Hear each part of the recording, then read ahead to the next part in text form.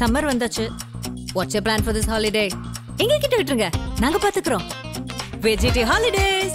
GT Holidays, South India's #1 travel brand.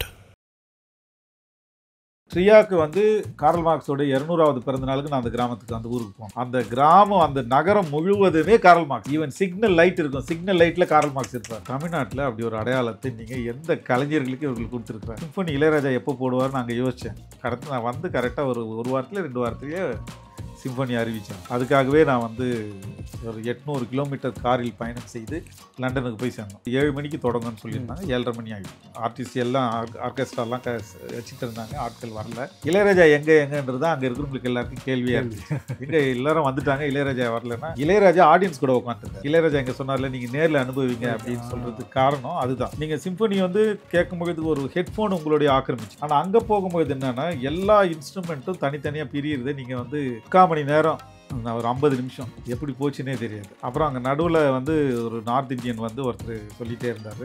அவர் என்ன சொன்னார்னா, இதுதான் ஃபஸ்ட்டு இந்தியன் கம்போஸ் பண்ண, அதுவும் பில் ஹார்மோனிக் ஆர்கெஸ்ட்ரான்றது வந்து உலகத்தில் மிக முக்கியமான ஒரு ஆர்கெஸ்ட்ரா குரூப்பில் ஒன்று. சிம்பனி ஸ்டைலில் எந்தெந்த பாட்டெல்லாம் போட்டாரோ அதெல்லாம் அதனுடைய கலெக்ஷன் எடுத்து அதெல்லாம் ப்ளே பண்ணாங்க. அதெல்லாம் கொஞ்சம் ப்ளே பண்ணி ஒரு ஃபியூஷன், அது ஒரு 3/4 மணி நேரம், 50 நிமிஷம், ஒரு பெரிய ஃபியூஷன். இதை வந்த உடனே ஜனங்களால் தாக்கு பிடிக்கவே முடியல.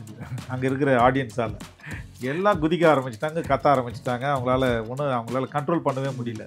அப்போ தான் ரொம்ப கோபமாக ஆகிட்டார். அந்த மியூசிக்கெல்லாம் முடிச்சுட்டு அந்த பேக்கை தூக்கி அவரே போட்டுக்கிட்டு எல்லாம் அந்த ஸ்கோர் ஷீட் எல்லாத்தையும் எடுத்து அவரே அடுக்குனாங்க. அடிக்கி மொத்தமாக இப்படி பிடிச்சிக்கிட்டு ஒரு ஸ்கூல் போய் நடந்து போகிற மாதிரி அந்த இடத்த விட்டு தனியாக நடந்து போனார். அப்படி ஒரு இளையராஜாவை தமிழ்நாட்டில் பார்க்கவே. சமீபத்தில் நடந்த இசைஞானி ஐயா அவர்களுடைய சிம்பனி இசை நிகழ்ச்சி அரங்கேற்றத்தில் நீங்கள் போய் பார்த்துட்டு வந்தீங்க. அந்த அனுபவம் எப்படி இருந்தது, அதை பற்றி சொல்லுங்கள். அதுக்கு முன்னாடி நான் தான் சொன்னேன்ல, ஏற்கனவே நான் நிறைய சிம்பனி கேட்டுருக்கு. ரொம்ப சிம்பனியில் எனக்கு ரொம்ப மயக்கினதில் வந்து பாகு, முசாட்டு, பீத்தோவான், இவங்களதெல்லாம் நான் நிறைய கேட்டிருக்கேன். நான் ஜெர்மனிக்கு போகும்போது வந்து சார்ல்ஸ்பர்க் பக்கத்தில், அதுதான் அவரோட ஊர், ஆஸ்திரியா பக்கத்தில். அங்கே போய் அவர் வீட்டை பார்க்கணும் அப்படின்னு சொல்லிட்டு ஒரு மொசாட்டோட வீட்டுக்கு போனோம். அவர் பிறந்து வளர்ந்த இடம், அவர் வேலை செஞ்ச, அவங்க அப்பா வேலை செஞ்ச சர்ச்சு, அதுக்கப்புறம் அவங்க வீடு. அந்த கிராமத்துக்கு போன உடனே எனக்கு ரொம்ப ஆச்சரியமாக இருந்தது. ஏன்னா ஒரு பழைய நகரம், அந்த இடத்துல அவரோட வீடு ரொம்ப நல்ல பெரிய வீடு. அந்த கிராமத்துக்குள்ளே போன உடனே நீங்கள் யாருக்குமே சொல்ல தேவையில்லை, அது போனால் மொசாட் வாழ்ந்தார் அப்படின்னு நமக்கு அந்த கிராமத்துக்குள்ளே போகும்போதே தெரிஞ்சிடும். அந்த ஃபீல் வந்துடும். ஏன்னா எங்கே பார்த்தாலும் மொசாட் தான். கூட்டம், அவ்வளோ கூட்டம் அந்த இடத்துல, அந்த தெருவுக்குள்ளே அவ்வளோ கூட்டம், அந்த வீட்டுக்குள்ளே அவ்வளோ கூட்டம் இருக்கிறாங்க. டிக்கெட் வாங்கிட்டு தான் உள்ளே போகணும். அவருடைய அறையிலேருந்து எல்லாத்தையும் ஒவ்வொன்றா போய் நான் மேலே பார்க்கும்போது எனக்கு எங்கே தோணுச்சுன்னா, அப்போ போகும்போது எனக்கு ஒவ்வொரு அங்கலமும் மொசாட் வீட்டில் யோசிக்கும் போது எனக்கு இளையராஜா தான் ஞாபகத்துக்கு வந்துட்டு இருந்தார். வேறு எனக்கு கம்பேரிசன் வரவே இல்லை. ஏன்னா இளையராஜா அந்த வீட்டுக்கு போயிருக்காரு. மொசாட் வீட்டுக்கு, பீத்தோவன் வீட்டுக்கெல்லாம் அவருக்கு போயிருக்காரு. அவர் எழுதின அந்த கனவுகள் ஏதோ ஒரு புத்தகத்தில் இருக்குது, சங்கீத கனவுகள் புத்தகத்தில் அவர் வீட்டு வாசலெல்லாம் நின்று அழுதேன் அப்படின்னெல்லாம் எழுதியிருக்காரு. ஸோ அந்த மாதிரி அந்த வீட்டுக்கு போகும்போது எனக்கு வந்து அவருடைய நினைவு தான் வந்தது. ஒவ்வொரு அங்களும் ஒரு ஃபோட்டோ பார்த்தா எனக்கு அவர் மூஞ்சி தான் ஞாபகத்து வரும். மொசாட்டை வந்து ரெண்டுத்தையும் எனக்கு மிக்ஸ் பண்ணி தான் பார்க்க முடிஞ்சது, அவர் தனியாக பார்க்க முடியல. இப்போ மொசாட்டுங்கிற ஒரு ஒரு ஒரு ராட்சசன் யூரோப்பை பொறுத்த வரைக்கும் அவ்வளோ சிம்பனி பண்ணியிருக்காரு. அவருக்கு ஒரு பேக்ரவுண்ட் இருக்குது. என்ன பேக்ரவுண்ட்னா, அவங்க அப்பா மியூசிக் டீச்சர். அந்த மியூசிக் டீச்சர் வந்து அவங்க அக்காவும் சொல்லி கொடுக்குறாங்க, குடும்பமே அவருக்கு மியூசிக் சொல்லி கொடுக்குறாங்க. ஸோ அக்காவா இன்னொருத்தர் நினைக்கிறேன், குடும்பமே மியூசிக், அவங்க அப்பா நல்லா சொல்லி கொடுக்குறாரு, குடும்பத்துலேயும் சொல்லி கொடுக்குறாங்க. அதுலேருந்து டெவலப் ஆகி 8 வயசில் அவருடைய முதல் சிம்பனி எழுதுறாரு. ஸோ அவருக்கு ஒரு பிராட்டப் இருக்குது. பீத்தோவானுக்கு அப்படி இருக்குது. அந்த மாதிரி பல மியூசிஷியன்ஸ், கம்போசர், அங்கே வெஸ்டர்ன் கம்போசருக்கெல்லாம் ஒரு பேக்ரவுண்ட் இருக்குது. ஆனால் பீத்தோவானெல்லாம் நீங்கள் யோசிச்சு பார்த்தா ரொம்ப வறுமையில் வாடினார். ஒரு கப் ஒயின் குடிக்கிறதுக்கு அவருக்கு வந்து கடன் கேட்டு அலைஞ்ச விஷயமெல்லாம் இருக்குது. ஆனால் எப்படி அவங்க அவ்வளோ பெரிய மியூசிக் எல்லாம் பண்ணாங்க அப்படின்னா, அவங்க வேலை செஞ்ச இடம் சர்ச்சில் வேலை செய்கிறாங்க. அரசர்களுடைய உதவியோடு சேர்த்தெல்லாம் அவங்க வந்து கம்போஸ் பண்ணி கொண்டு வராங்க. ஆனால் மொசாட்டு இவங்களுக்கு எல்லாம் அந்த மாதிரி வெஸ்டர்ன் மியூசிக் ஸ்காலர்ஸ் எல்லாரும் அந்த கல்ச்சுரலி யூரோப்பாவை மாற்றி அமைச்சவங்க. ம் ம் மாற்றி அமைச்சவங்க. ஓ நான் ஏற்கனவே சொல்லும் போது இளையராஜா வந்து தமிழ்நாட்டையே மாற்றி அமைச்சிருக்காருன்னு சொல்கிறேன் இல்லையா, அந்த மாதிரி அவங்க அதை அங்கே செஞ்சுருக்காங்க. செஞ்சுருக்காங்க. அதை அவங்க ரியலைஸ் பண்ணுறாங்க. ஓகே யூரோப்பியன்ஸ் வந்து அதை ரியலைஸ் பண்ணுறாங்க. பண்ணுறாங்க. ஒவ்வொரு ஃபிலாசபரும் ஒவ்வொரு மியூசிஷியன்ஸும் கலைஞர்களும் ஐரோப்பாவை மாற்றி அமைச்சதால் அவர்கள் வாழ்ந்த இடங்கள் இன்றைக்கும் ஒரு அந்த நகரத்தை வாழ்ந்துருக்கிறாங்க அப்படின்னா அந்த நகரமே அவங்களுக்காக டெடிகேட் பண்ணப்பட்டுறாங்க. இப்போ நான் ட்ரியாக்கு போனேன், காரல் மார்க்ஸோட வீட்டுக்கு போனேன். அங்கே போனால் அந்த வீட்டில் வந்து அந்த நகரமே அவருக்காக டெடிகேட் பண்ணப்பட்டிருக்கு. ட்ரியா நகரமே. ஆமாம், அவர் வாழ்ந்த வீடு இன்றைக்கும் பாதுகாக்கப்படுது. காரல் மார்க்ஸோட குரு அப்படின்னு சொல்லக்கூடிய ஹெகல் இருந்தார். ஹெகலோட வீடு வந்து ஸ்டுட்கார்ட்டில் இருக்குது. அந்த ஸ்டுட்கார்ட் அந்த வீட்டுக்கு போனேன். அந்த வீடு இன்றைக்கும் பாதுகாக்கப்பட்டு ஒரு 300 வருஷமாக பாதுகாத்துட்டு இருக்காங்க அந்த வீட்டை.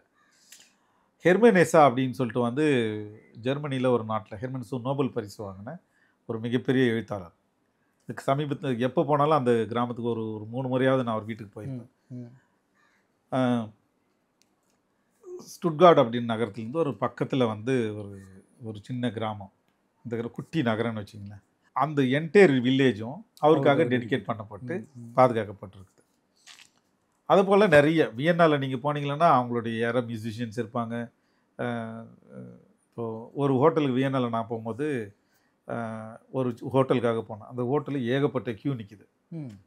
அந்த க்யூவில் என்ன எதுக்காக இவ்வளோ க்யூ நிற்கிதுன்னா, அந்த ஹோட்டலில் லெனின் வந்து டீ குடிச்சிருக்காரு, ஸ்டாலின் டீ குடிச்சிருக்காரு, காஃபி குடிச்சிருக்காரு, இவர்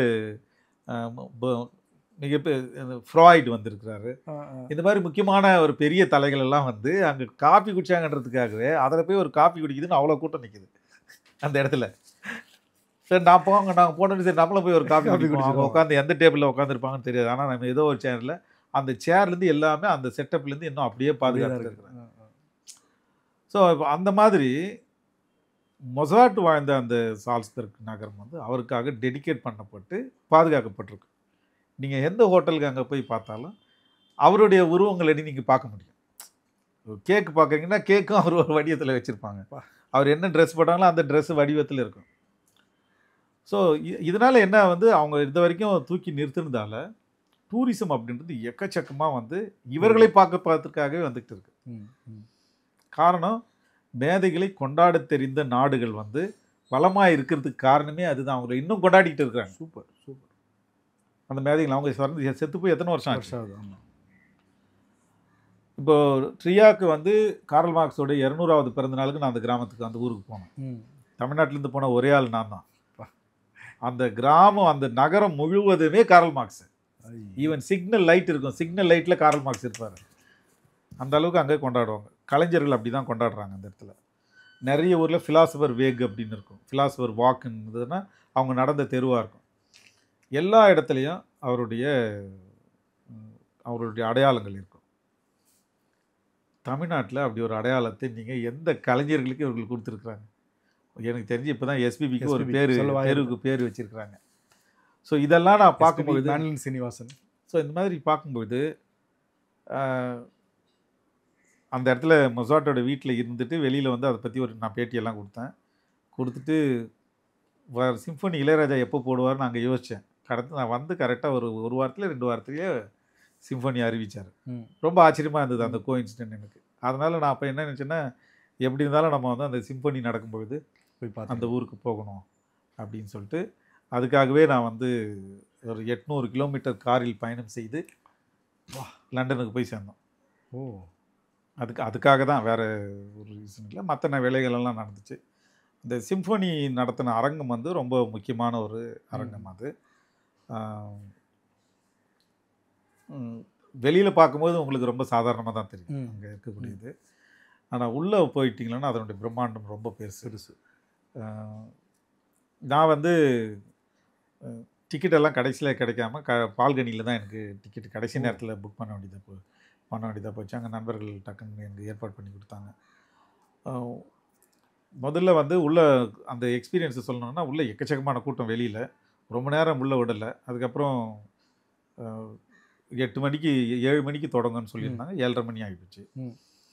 அப்புறம் உள்ளே போய் பார்த்த பிறகு ஆர்டிஸ்ட் எல்லாம் ஆர்கெஸ்ட்ராலாம் வச்சுட்டு இருந்தாங்க. ஆட்கள் வரல. ஒரு 10 நிமிஷம் அப்படியே உட்காந்துட்டு பிறகு எல்லாம் வந்து உட்காந்தாங்க. இளையராஜா எங்கன்றது தான் அங்கே இருக்கிறவங்களுக்கு எல்லாருக்கும் கேள்வியாக இருந்துச்சு. எங்கே எல்லாரும் வந்துட்டாங்க, இளையராஜா வரலன்னா இளையராஜா ஆடியன்ஸ் கூட உட்காந்துருந்தார். அப்படியா? ஃபஸ்ட்டு கீழே கீழே ஃபஸ்ட்டு வந்து ஒரு 10 லைன் தாண்டி ஆடியன்ஸு கூட உட்காந்துருந்தார். 10 லைன் தாண்டி? ஆமாம், தாண்டி அவர் உட்காந்துருந்தார். எனக்கு அப்போ தான் இளையராஜா வாங்க அப்படின்னு சொல்லிட்டு மேடையில் கூப்பிட்டு போயிருக்கு. மக்கள்கிட்ட இருந்தால் எந்திரிச்சு அவர் போனார். எனக்கு ரொம்ப ஆச்சரியமாக இருந்துச்சு அது. எப்படி இவ்வளோ நாள் அந்த மாதிரி வழக்கமாக அவர் பண்ண மாட்டார். அங்கே ஏன்னா தமிழ்நாட்டில் பண்ணால் அவரை பிச்சை எடுத்துருவாங்க. பட் அங்கே யாரும் டிஸ்டர்ப் பண்ணலை. அவர் உட்காந்துட்டு பேசிட்டு இருந்து அப்புறம் மேலே எழுந்திரிச்சு போன பிறகு அவருடைய வேலை முழுக்க என்னென்னா சரியாக வாசிக்கிறாங்களா அப்படின்றது மட்டும்தான் அவர் பார்த்துக்கிட்டு இருந்தார். பட் கண்டக்டர் வந்து ரொம்ப நல்லா பண்ணார். 4 மூமெண்ட் பண்ணாங்க. ஃபஸ்ட்டு முதல் ஒரு சிம்பொனி வந்து ஒரு ரஷ்யன் கம்போசருடைய சிம்பொனியை மட்டும் எடுத்து ஒரு சின்ன பீஸ் வாசித்தாங்க.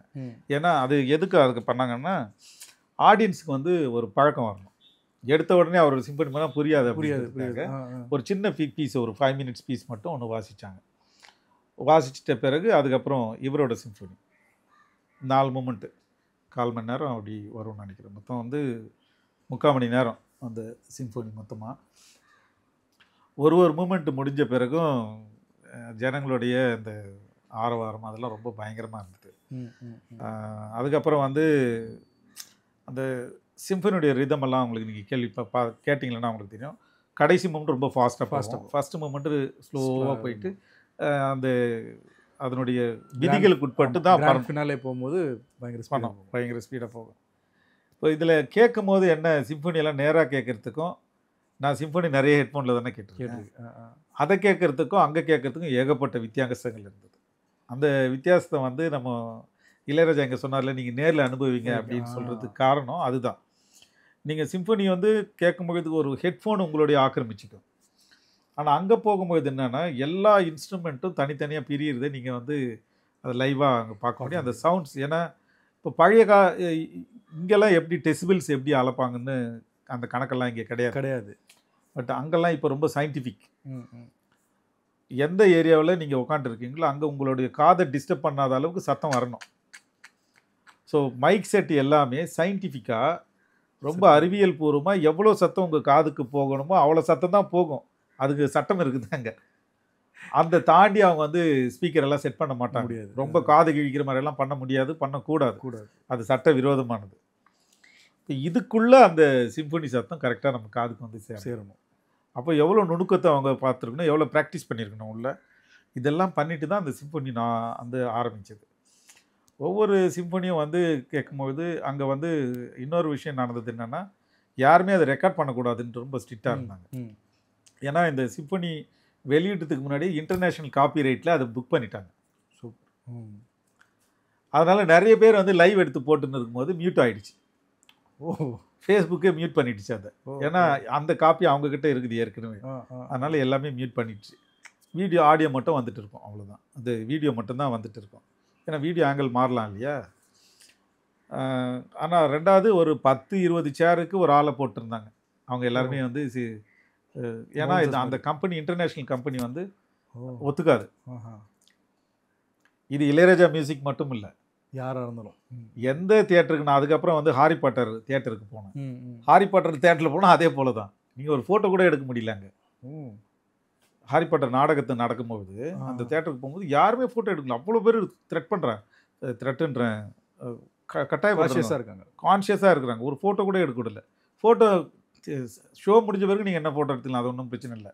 அதுலேயும் யார் முகம் வராது, நீங்கள் பார்த்துக்கணும், அதெல்லாம் இருக்குது.